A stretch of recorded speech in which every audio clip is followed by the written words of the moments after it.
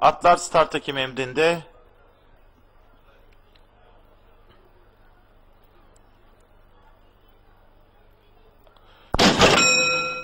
Start verildi. 6 numaralı Kızıl Ateş 7-8 boy kadar geç başladı koşuya.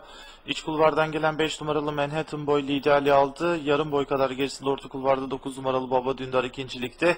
Onun sağrısında dış kulvardan gelen 8 numaralı Fitruka, en dış kulvardan gelen 13 numaralı İri Yarı ikilisi de bir anda öndeki mücadeleye katıldılar. Ve orta kulvardaki 12 numaralı Raster liderliği az farklı alırken bariyer dibinde 13 numaralı İri Yarı ikinciliğe girdi. 12,5 boy gerisinde 9 numaralı Baba Dündar. Hemen içinde 8 numaralı Fitruka, onun yarım boy kadar gerisinde bariyer dibinde 5 numaralı Manhattan Boy, 1 boy geride orta kulvarda 7 numaralı Eola, dışında 4 numaralı Betçek, 1,5 boy kadar geride iç kulvarda 1 numaralı Lunatic, onun yarım boy gerisinde orta kulvarda 11 numaralı Rock Blue, 2 boy geride 10 numaralı Laçin Baba, 2,5 boy geride iç kulvarda 2 numaralı Angel Girl, yarım boy kadar gerisinde orta kulvarda 6 numaralı Kızıl Ateş sırasıyla 1200 metre start yeri geçildi. Koşunun liderliğini orta kulvardaki 12 numaralı Raster yapıyor.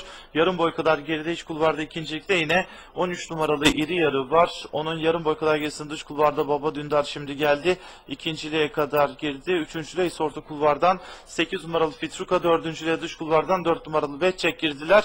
Ve bu şekilde son 800 metreye girildi. Koşunun liderliğini iç kulvardaki 12 numaralı Raster yapıyor. Dışarıdan gelen 9 numaralı Baba Dündar farkı azalttı ve düzlüğe çıkılmadan önce 9 numaralı Baba Dündar liderliği 12 numaralı Raster'dan alıyor.